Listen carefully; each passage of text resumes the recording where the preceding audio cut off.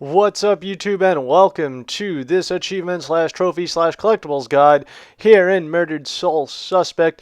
Today we are going to be getting the Man in the Box achievement slash trophy guide by getting the ghost story for the Man in the Box. So the first one is right here in the starting area. It's across from the office that you begin in. This is in the asylum. Lux Eterna, I believe, is the name. So that is our first one. After we head up the stairs, we're going to head towards the men's ward, I believe it is, or something like that, which you can't actually enter. However, right in front of the door will be our next one.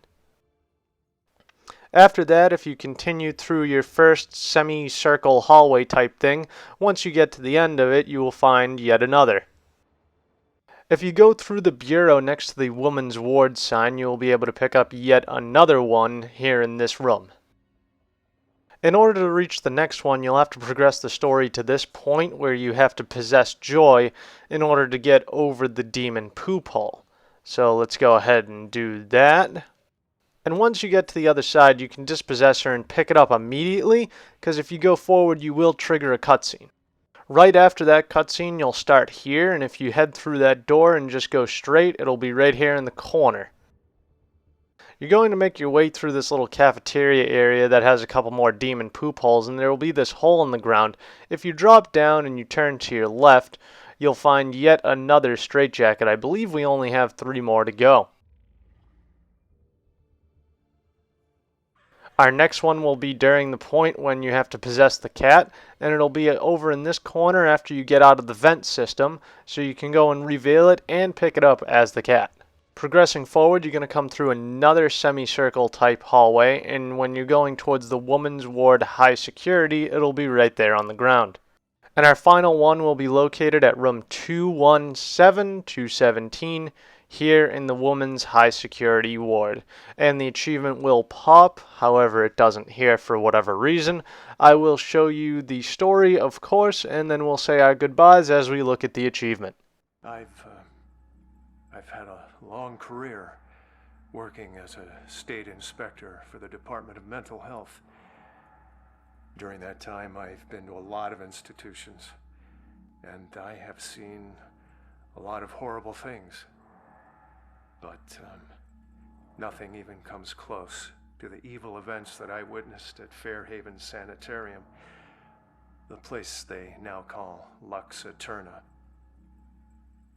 I first arrived in 1926 to investigate claims of overcrowding and neglect. However, Fairhaven's reputation was tainted long before that. In 1911, Fairhaven opened its doors for the first time. A notoriously violent criminal by the name of Jack Yates was the hospital's first patient. He was to be the shining example of the hospital's ability to cure the mentally deranged. However, when the superintendent's family was visiting one day, Yates broke free from his restraints, and he killed the man's wife. Since then, no one knows what happened to Yates or the superintendent. Well, that is, until now. Superintendent Wallace Halstead greeted me at the door. He seemed as empty and unkempt as the patients he lorded over. And as I conducted my evaluation, I couldn't help but notice how nervous he got when I passed by a small broom closet. And naturally, I felt it necessary to find out why.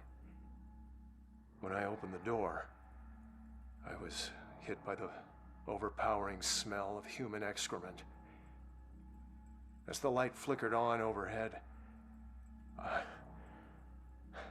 was horrified at what I saw.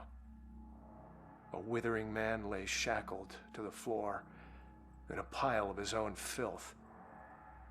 Years of sunless existence had turned his skin, hair, and eyes milky white. He had been chained there for so long that his skin had grown over the shackles. It took me a moment to realize that the husk of a man was Jack Yates. The police arrived and Dr. Halstead was carted off. Doctors moved Yates from the small room for the first time in 15 years. The floor beneath him was permanently stained with the shape of his silhouette. They tried to remove the shackles from under his skin, but the shock of it all was too much for him.